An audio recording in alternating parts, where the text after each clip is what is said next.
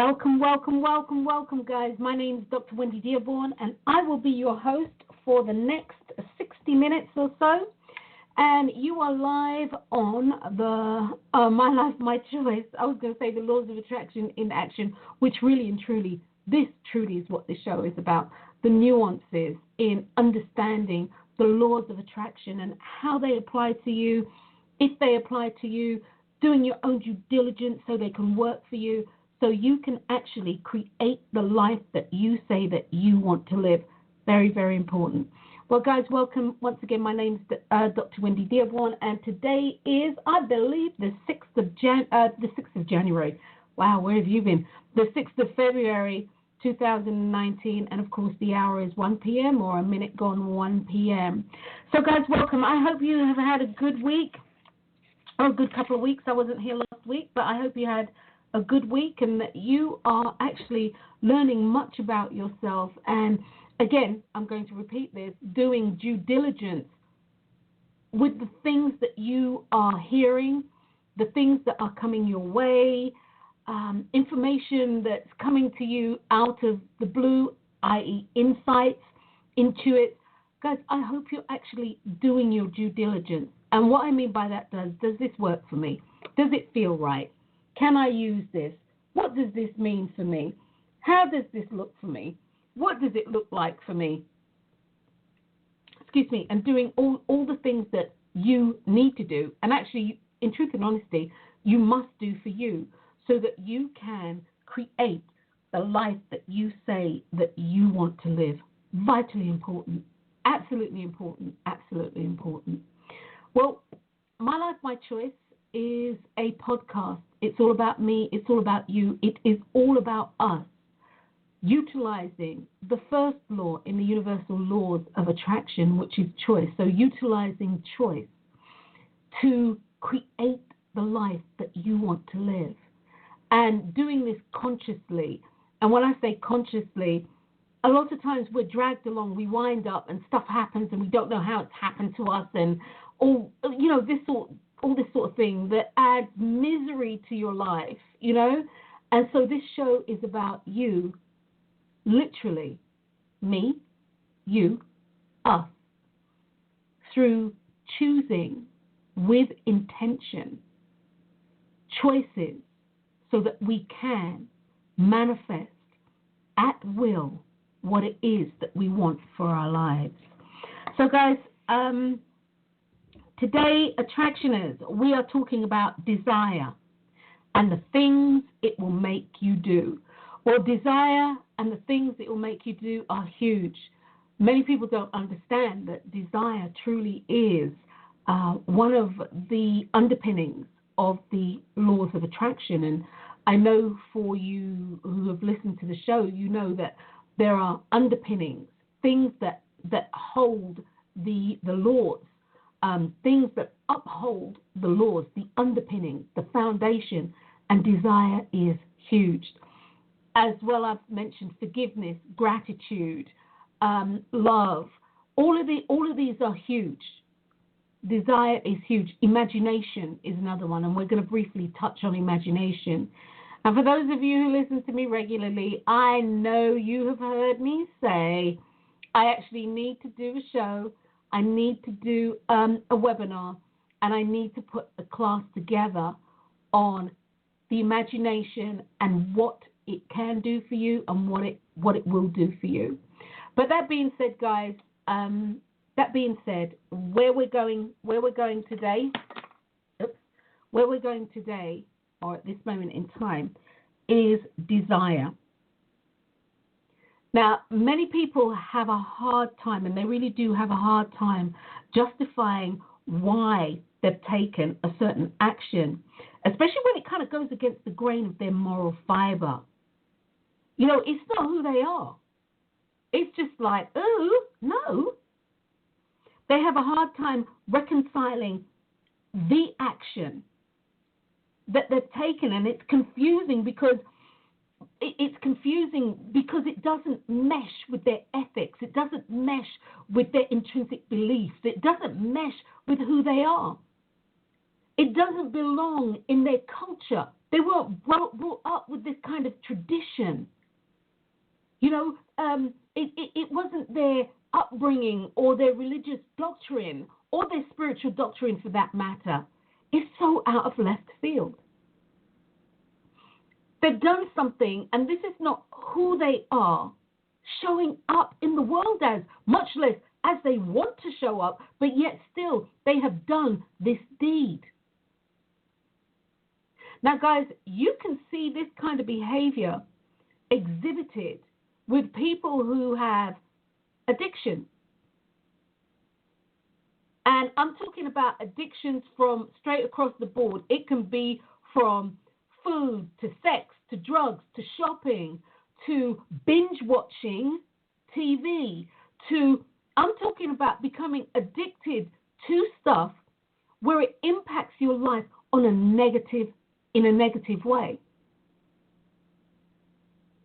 Again, you see this exhibited, this like, where the hell did that come from? Demonstrate abuse to yourself and to others. You see in antisocial behaviors, and antisocial behaviors that may even culminate in somebody committing a heinous act of murder. Where did it come from? What is it that can have this kind of action on people? What is it that can have this kind of hold on people? What is this thing? And as I have here in the synopsis, in a word, desire. Desire. People have no idea, absolutely no idea, the power desire holds over them. Desire, it's a powerful medium, and it can compel anyone, including you, to do things that you can't believe that you are doing. Even while you're doing this thing, even while you're doing the deed, you're having this conversation on one side of your head like, oh my God, I can't believe I'm doing this. Oh my God, I can't believe I'm eating this. Oh my God, I can't believe I'm spending this money. Oh my God, I can't believe that I've sat down here for 24 hours binge watching Game of Thrones. That was me. You're doing this stuff, and you don't know why. You don't know why. And of course, psychologically, psychologists can say it's this, it's that, and all of that is true. All of that is true. You're doing this because this has happened. You're doing this because that has happened, and blah, blah, blah, blah. But my thing is, what is the energy that is compelling you to do this? And it's desire. And many people have fallen into the trap of desire. And this is true, only to realize that their life has been irrevocably changed. And invariably, it's not for the better. Desire itself has, how should I phrase this? Desire itself has couldn't care less whether the thing you're desiring is good or bad for you. And this is one of the things about the universal laws of attraction, the nuances that I truly want people to understand. The law of love isn't all about, warm and fuzzy feelings. You can love something that is not good for you. You can be in love with hurting people. Love is about a feeling, and desire is truly about a powerful feeling. As I said, a medium that can compel you or anyone to do something that you can't believe that you're doing. And as I just said, many people have truly fallen into that trap, and usually it's not for the better. So the universal law of desire is a powerful, mesmeric, energetic force that rivals any law out there, including the law of love. And what I mean by this, or what I'm saying by this, is that the law of desire, the universal law of desire, counterforce to be contended with anything. And that's the thing. And I know I've written this down. I've jotted that down in some notes here. So I'm going to go back to this. But it's all about the polarity. The laws have polarity, okay, or the opposite. You know, if you have happy, you have to have sad. And somewhere in between, there's this balance. And the law of desire helps to bring balance to many of the laws out there. Many of the laws out there. And that's a universal law. That's in the plan. That's God's design. This thing to create balance. You have to have balance. And let me just say this, guys. Choice is simply this. For me, I'll speak about for me personally. For me personally, having had a near-death experience, my experience was this. I was shown, I was 21. What the hell did I know? I was shown all the things that I had done. And even in that format of being shown, I was really aware of wanting to cast the blame. But you see, life, the life that we are living, it's about us making choices for self. Because at some stage, and I'm not talking about brimstone and fire and all of this jazz, that's not who I am. But you will have to answer yourself for the choices that you've made. You don't have to answer anybody else.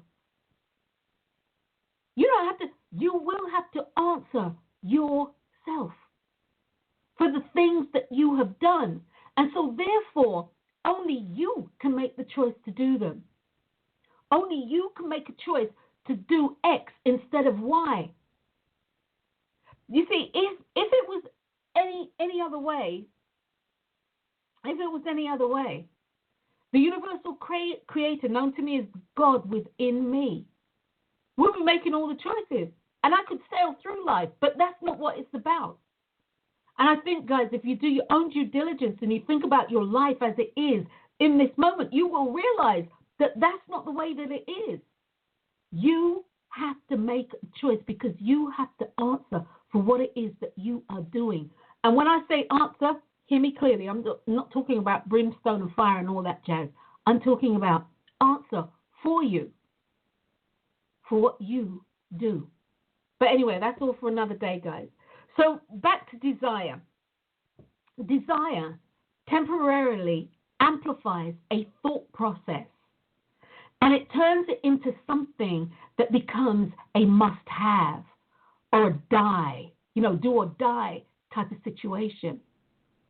So in the synopsis for the show, the question that I asked was simply this: how is desire playing out in your life? How has desire played out in your life? And better yet, how can this compelling feeling, desire, be used to consciously assist you in manifesting what you want, consciously assist you in praying for the thing that you want, consciously assist you affirming for the things that you want? So once again, we're talking about desire and the things it will make you do. I truly don't believe that people actually have a full grasp of how powerful desire is. How powerful. So that being said, guys, once again, thank you for joining me. My name is Dr. Wendy Dearborne, and I will be your host for the next 45 minutes. And we're talking about desire, the things that it will make you do, and how powerful desire is. When you hear the word mentioned desire, many people have a tendency to think in terms of things of a sexual nature or a steamy nature, that sort of thing. And while it's true at a kind of base chakra kind of level, the energy of desire from a universal standpoint brings much more to your life, living, manifesting. It brings much more to the equation than just the actual base chakra kind of sexual thing, the root chakra. When actively using the laws of attraction to consciously manifest, it's important to understand how each law interacts with you and how it supports you in that process of manifesting, which is why I do what I do, for that very reason, so that you can do your due diligence and take whatever you hear, and, work it. And if it doesn't work for you, fine. But understand that it's really important that you understand how the laws work for you and how they interact and how they support you in the process of manifesting. Unfortunately, as the saying goes, ignorance of the law excuses you not. So ignorance of the law, ignorance of not understanding how the universal laws work, do not excuse you from the results of working with them. And you see, the irony is you can work with them consciously or unconsciously. That is the irony. You see, guys, just because you don't know how to use something correctly and you're using it doesn't mean that it's not working and or that you're not responsible for the outcome. It's really unfortunate. And do you know something? When I hear these stories on the news, of kids getting hold of a gun, and a gun that was actually in a lockbox that had, you've got to punch the numbers in, and then when you get the gun out of the box, you've got to take the padlock off. And then, kids being kids, they have nothing but time and creativity on their hands. When you hear this, kids get into this. And next thing they're playing and bam, little Johnny shoots little Sarah. It wasn't meant to happen. It shouldn't happen. But it has happened. And so it is with the universal laws of attraction. Just because you don't know how to use something correctly doesn't mean it's not going to work. And it sure doesn't take the responsibility away from you, the ownership and the accountability away from you from the outcome.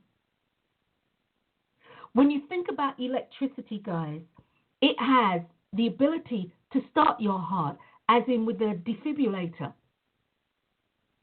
But it also has the ability to actually stop your heart, as in, you can be electrocuted and it can stop your heart. The ability of electricity, when directed in the correct medium, has the ability to keep the body warm. It also has the ability to set the body on fire. Knowing how to use electricity correctly means that you get to direct the way that you want it to be used. And this, attraction is the same for the universal laws. Is the same for the universal laws. Knowing what they are capable of, then directing their use to support you in manifesting the thing that you say that you want in life. Now, one of the things, I think this book is, I would have to look, I don't know when it was first published, but I'm going to have a quick look, see if I can multitask. Okay, guys, the book, The Secret. The book, The Secret, was first published was originally published in November 2006. So the book is about, 13 years old or something like that. One of the things that I actually do like about this book, and I attribute to Rhonda Burns and all the other people who were involved in this, it just wasn't her, but all the other people involved, although she is the author, she brought to the forefront the conversation to be had about the laws of attraction. She brought that into people's homes. She brought it in such a way that people are able to do their own due diligence. I mean, I would definitely admit, being somebody who has an understanding of the laws of attraction, the book was a stepping stone. It was about having a foundation, creating a foundation. Actually, it was more than that. It could open the door for you to do your own due diligence. Absolutely, it was a good book for that. But you see, once you've worked with The Secret, you'll understand that there is stuff that you needed. There is more stuff that you need. There is way more stuff that you need so that you can do like she did and manifest what it is that she needed to manifest for her life. Now, actually, don't quote me on this, guys. I'm going to say that even for herself, she actually has had some serious things happen to her. Given that this is her field, she's had some serious things happen to her. So the laws of attraction, much like electricity and or fire and or anything that can actually harm you, you need to know what it is capable of. You need to know what the law of choice is capable of. You need to understand what the law of love is capable of. You need to understand what the law of forgiveness is capable of, the law of gratitude, the law of desire, the law of divine flow. You need to know what all these things are capable of so that you can, should you choose to take them out of your box, you need to know what they can and will do for you. Vitally important, guys. Vitally important. As you know, I'm huge on the power of choice. That's my claim to fame. The universal laws of attraction and understanding that choice, nothing happens without you first choosing it. I don't care what you're doing in your imagination. I don't care about desire. I don't care about any of that at this point, just for this point in time. What I want you to understand is nothing happens without you first choosing it. Even with desire, you have a choice. Desire is a compelling factor. It is, as I said, it's mesmeric. It is magnetic in its pull. However, with all things in life, you have a choice because you have to answer for you. So next to choice, desire for me is one of the most powerful transmutation laws, or the most powerful of the transmutation laws. And once again, this year is about transmute. That's to move in silence. To move in silence. And so to transmute, as I have here in my notes, means to move into change or to undergo change silently. And what I mean by silently is it all starts in your imagination. It starts in your mind. Now, earlier I was talking about, the polarity of the laws. You can't have wet without dry, happy without sad, hot without cold. It's the nature of things. You just can't. You can't have rich without poor. It's the nature of things. So everything in life has its polar opposite. And I mean everything in life really does have its polar opposite. And the law the law of desire speaks to this. This is what I mean about this law being so powerful. When invoked, desire has the power to overshadow something that you have said that you want, something that you have said that you wouldn't do, something that you have been dreaming of or praying about. Desire has the ability to overshadow that. And that's huge. It has the power to take you on a different trajectory. And it really does. It takes you on a different pathway. Even when you are on your knees praying, you're on your knees praying. It has the ability to take you on a different trajectory. It can take you off course if you let it for something that you want.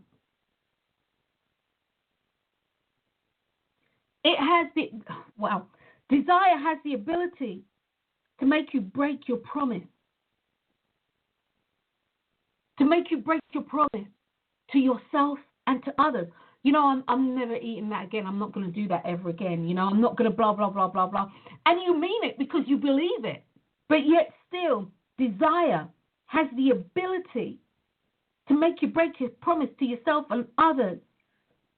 It has the ability to make you lie, cheat, steal. Desire has the intensity that goes beyond wanting. Desire becomes this burning compulsion.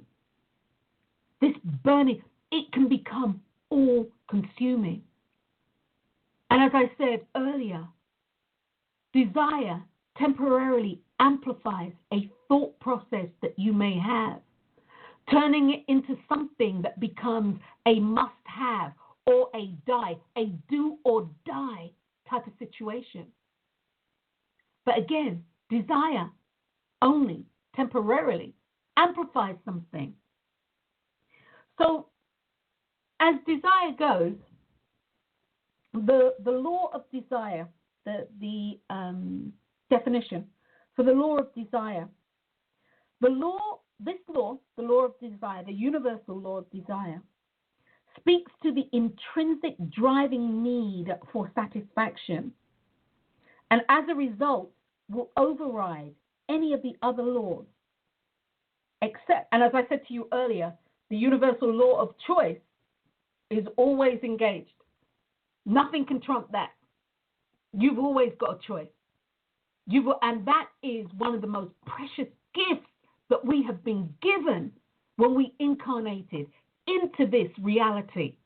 We have been given the gift of choice and or free will. We've been given that. So the universal law of desire speaks to, as I said before, the intrinsic driving need for satisfaction, and as a result will override any of the other laws with the exception of choice. Desire invokes your divine right, supreme will, enabling you to make a different choice. Okay, guys? To make a different choice. And to make a different choice that, in spite of things that are going on around you or may appear counterintuitive, to make a choice that is not in the best interest of self, irrespective of what's going on. So desire truly has the power to influence you in a way that will, okay guys, let me put it this way. You may have the desire to fly, and I'm not talking about taking psychedelics or anything like that. You may get up one day and you're walking towards a cliff and you have the desire to fly. You just want to spread your wings. You just want to float. You want to float through the air. Well, you see, that might be a little counterintuitive to you staying alive and to your general health. However, you can step off of that precipice because the desire to do so is so strong and you just want to fly. But this is what I mean by saying that desire temporarily amplifies a thought process. You see, because once you have executed that temporary thought process and you step off that cliff and you realize that either you needed to be in an airplane or you needed wings so you could fly, then another thought process comes into play. And that's basically, I'm going to kiss my ass goodbye because when I hit the ground, this is not going to be good. This is not going to be good. So once again, guys, the universal law of desire speaks to the intrinsic driving need for satisfaction. You need to feel faction, and as a result will override any other universal law except the law of choice. Guys, everything in the universe, and I mean literally everything in the universe, is energy. And we are energy. We are energetic beings, and we are beings, and we are subjected to the same laws that everything else on the face of the planet is subjected to. You know, if you think about the majestic oak tree, I mean, some countries, they've had trees that have been up for thousands, and I literally mean thousands of years. And I mean, I think about the redwoods, and don't quote me, but when we lived in Northern California, I think near Marysville, Yuba City. But anyway, they had these trees, like these redwood trees, and they kind of built this archway out of it where, you know, the car drives through. This is how big these trees are. Well, guys, I'm all into this documentary, you know, the secret lives of plants and documentaries. While the tree is actually stationary or appearing to be stationary, its root system can go as far as 220 odd, you know, feet, and or it can go out 40 feet, and if not more, you know, its root system. So while it appears to be stationary, under the ground, a lot of things are going on. And this is what I mean. Everything, we are all subject to the same things in life. I don't care whether you're a tree, whether you're a rock, we are all energy, and we are all striving for the best life possible. For the best life possible. All connected to each other, and we are all connected to all things, and this is a fact. This is a fact, and it's a fact because the energetic laws that govern the universe are the same energetic laws that govern quantum physics, that govern science, the whole 9 yards. Everything, oh guys, everything we do. Okay, here's what I'm looking for. They talk about the butterfly effect. Okay, you know, a butterfly, you know, flaps its wings in, I don't know, I'd say Australia because that's down under from us. And as a result of that, we have, I don't know, a hurricane or something. It doesn't always have to be catastrophic, but this is something that they say. This is how connected we all are. You know, they talk about, I think it is the 100 monkeys.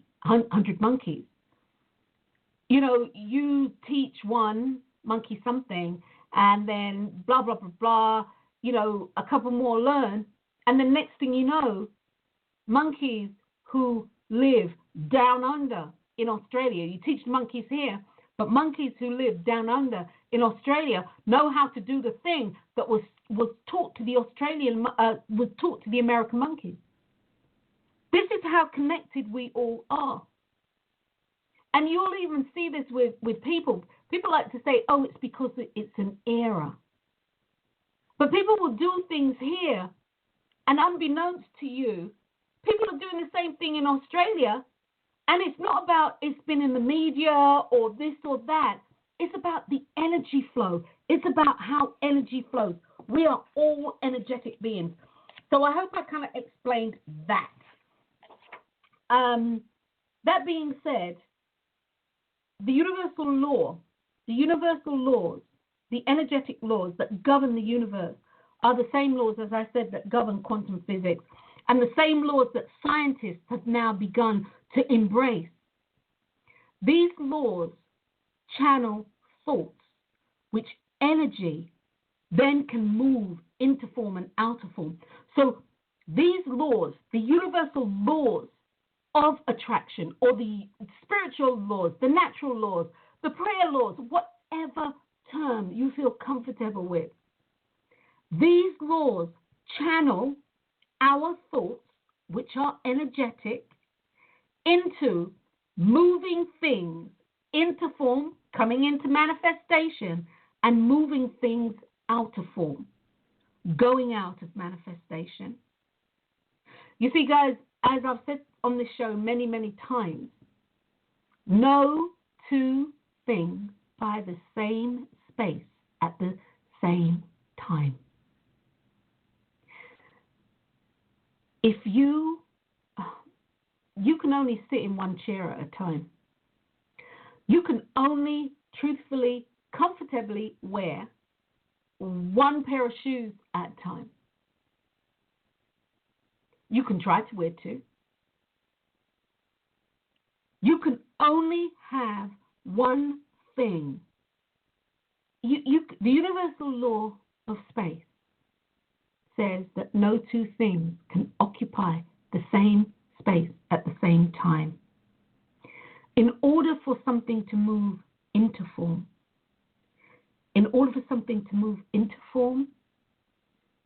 something has to move out of form.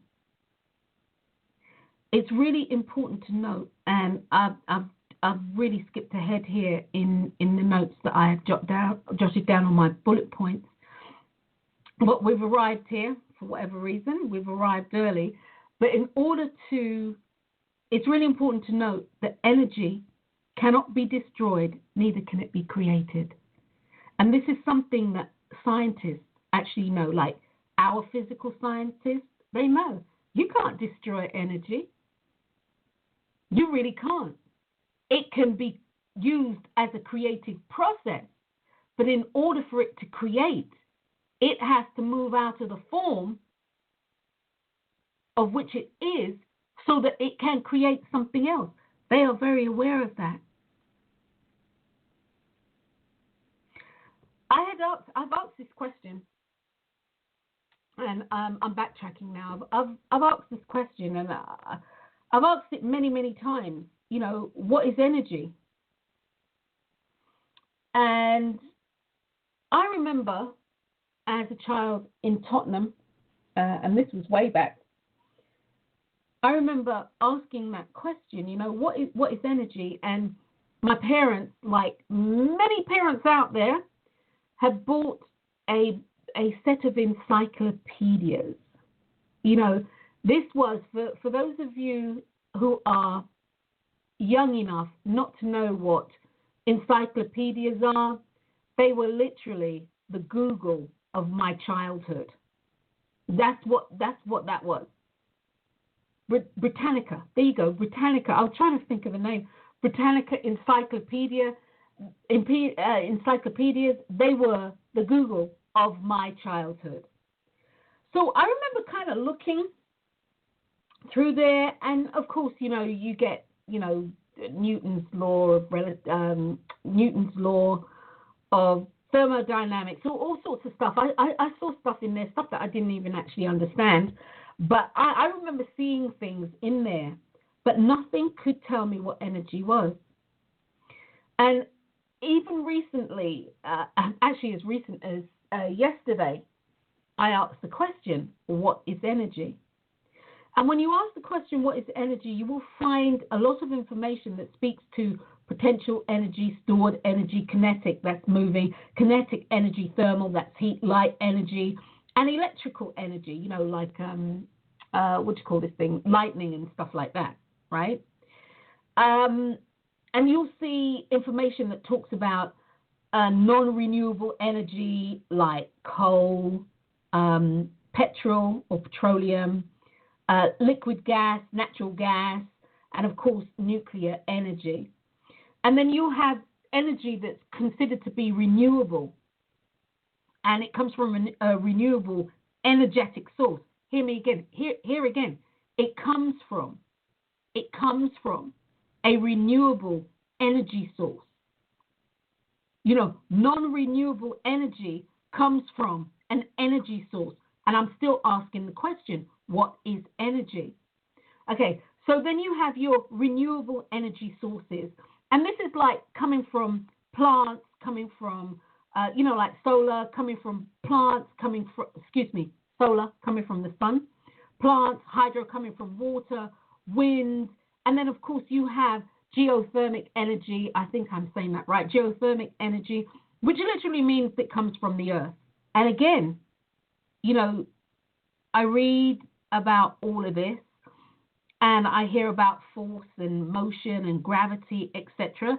And I understand it, you know, as it's put to me.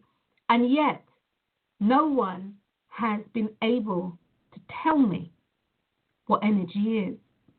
They can only tell me what energy can do. Now, when I ask this question, what is energy? The common denominator for this whole thing is the word energy itself. And when directed and used, energy actually supports controlled transformation. You can see this. You know, if we talk about hydropower, which is water power, water energy, we talk about hydropower, and hydropower can be created. Hydropower can create electricity that can light up the world, basically. However, hydropower, water power, when left to its own devices, and there's no support, there's no support, or it's uncontrolled, can come through that same city and erode the land and sweep everything away in its path to an unknown destination, causing destruction, causing mass destruction. The same water that if is harnessed behind a dam, like where I live here in Las Vegas, they have maybe about 40, 50 minutes away from me, maybe about 40, 50 minutes away from me, Hoover Dam. And they've harnessed the water. So instead of it coming along and flooding and sweeping away land masses and people and all of that, they've harnessed the water. They've directed it. And in doing other things, they have transformed this energy into creating electricity. So where I'm going with this, it's vitally important to understand that the universal law of desire, when channeled, just like energy, just like water through a dam, when channeled, can assist and support you in moving things out of form and moving things into form that you want. And now I'm coming back to where I was before. It's important to understand that energy cannot be destroyed, nor can it be created. It can only be moved into form and out of form, which is why consciously using the laws of attraction, and its laws, guys, it's laws, guys, it's not the law. The law of attraction is a part of the laws of attraction. Okay? The law of attraction just isn't it. The law of attraction is made up of so many other laws, including the law of attraction itself. So it's important understanding that things will move into form and out of form, which is why when consciously using the laws to attract what you want in your life, recognize that something has to move out of form so that which you want can come into form. And for people, this can be very, very challenging. I did a show, I don't know when, maybe a couple of years ago, maybe about 3 years ago. My intuition is saying 4, but I don't think it was 4, but I'll go with 4 because that's what my intuition said. I did a show that spoke about you have to die to something for it to come into being. For those of you who are biblically inclined, that's where your spiritual doctrine comes from. Understand that in order for Christ to rise, Christ has to die in flesh first.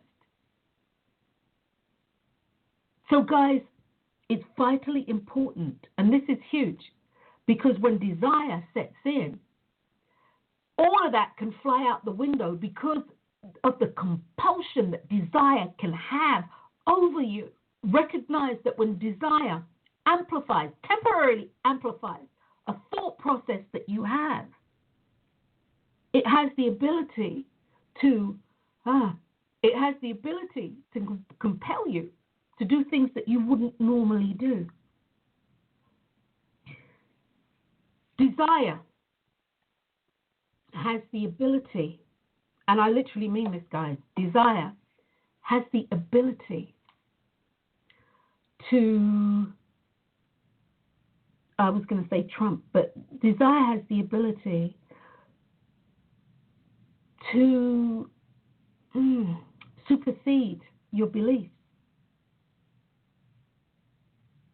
It has the ability to supersede that which you say that you believe. It has the ability to mess with your intrinsic desires. And when I say mess with your intrinsic desires, yes, you desire whatever your intrinsic wants. Your intrinsic wants. Desire has the ability to really and truly overpower and overshadow any process that you have going on. Any process. You see, in order for you to manifest something, if we're talking about desire, you don't have to believe it. You just have to desire it. You see, because people, and I know many of us out there, have done things that we don't really believe. They're not part of our intrinsic belief. We don't believe it. But desire has had a grip on us, and we have made a choice to go with desire, and making that choice to go hand in hand with desire has created a manifestation that we didn't want. So guys, in the last few minutes of this show, last 10 minutes of the show or so,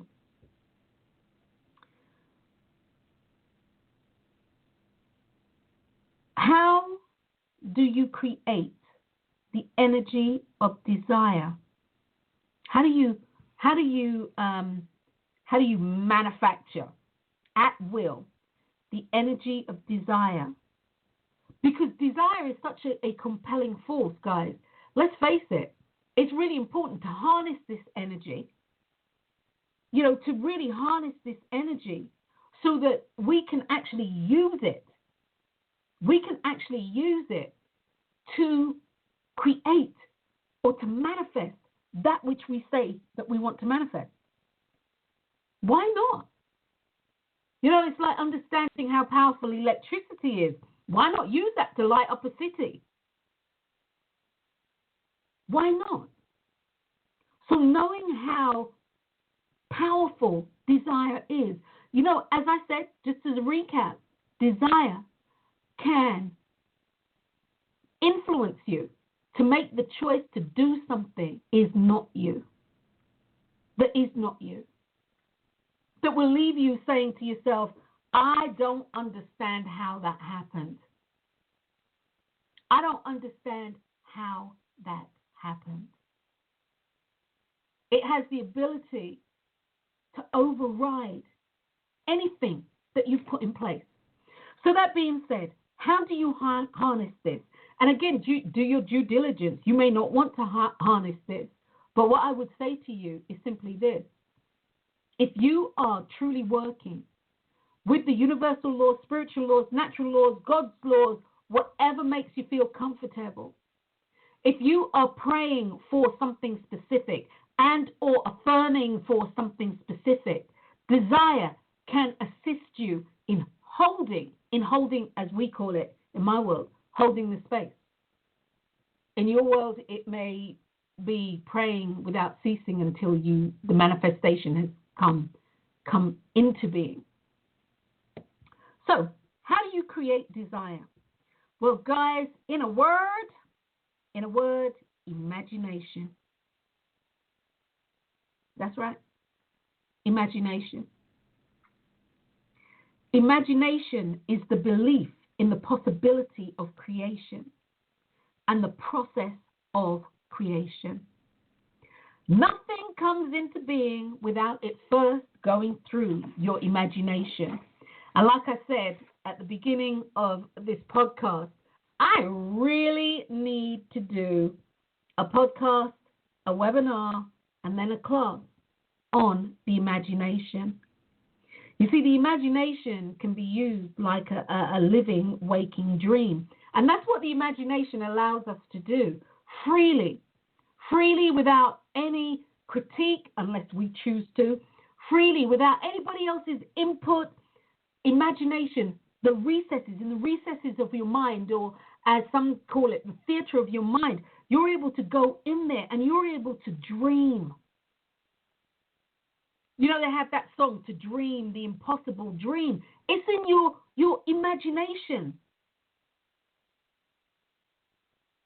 So how can desire assist and support you in creating what you want? How can you transmute desire from being something that compels you to do stuff that you don't want to do into creating what you want to do? Well, as I said, in a word and in a nutshell, getting to grips with your imagination. I know that you have heard me say ad nauseum, your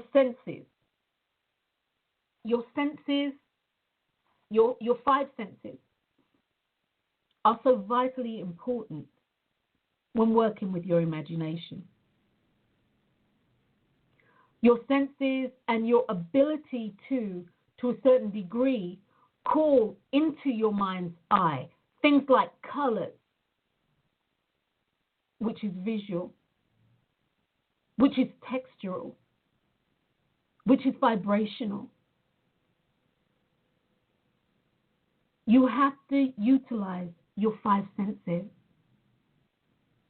You see, in order to create desire, you have to be able to see the thing that you want. You have to be able to smell it, taste it, feel it, see it, hear it. Your five senses need to be engaged. And that's bottom line. See, from there, you can use your living, waking dream to create, as they say, a buzz.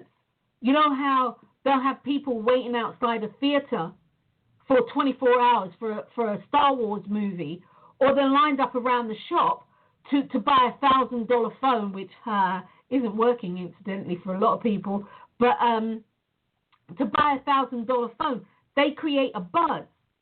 They create hype. And that's the same thing that you do within your imagination. You create the buzz. You create your internal hype. So that instead of thinking about it, you're thinking from it.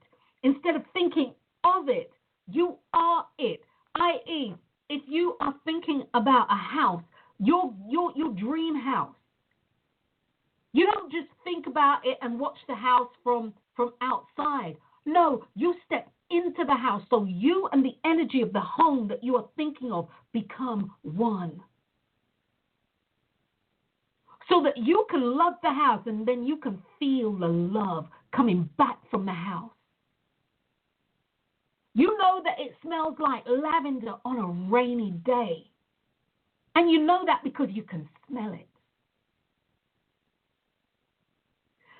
Excuse me, you can hear the house moving as the earth moves. You hear it. It's not creaking and moaning and groaning, but it's moving, it's speaking to you. You know that your house tastes like warm bread with fresh made butter. That's what it tastes like. That's what it tastes like. Guys, create desire. You have to become enamored or enmeshed with the thing that you want within your imagination. You have to ascribe your 5 senses to it. Not just 1 sense, 2 senses, 3 senses, all your 5 senses, so that you have a rounded picture of this feeling, because you have to put feelings to your imagination, or to what the thing that you are imaging, the thing that you are dreaming. If you don't put any feelings to it, it is just a picture. It is just a thought that's going through your mind. So you want to create desire, create the hype, create the compelling hype, the same kind of hype that would make you stand outside of a store 24 hours so that you can get free TV that is on sale. That's desire. I'm not talking about love. The universal law of love and desire are 2 totally different things. Compel yourself. Use your imagination to create a compelling energy for the thing that you want to manifest in your life. What does it look like? What does it feel like? What does it sound like? What does it taste like? What does it smell like? Now wrap yourself in it and let your dream run wild. This is how you create desire. This is how, you use desire to help you to manifest. If you don't desire the thing that you are wanting to manifest, I'm here to tell you, even with belief, it's not going to happen, because the universal law of desire can overshadow, it can override any other law, including your intrinsic belief and including your belief, your intrinsic belief and or things that you believe. It can override it. So guys, I'm Dr. Wendy Dearborne. I hope that has been helpful, and I am going to do a webinar and a podcast on imagination, and then we're going to marry this all together so you can do your do. So until next time, guys, love you. You can find me at the laws of attraction in action.com, and until next time, guys, peace. Love you all.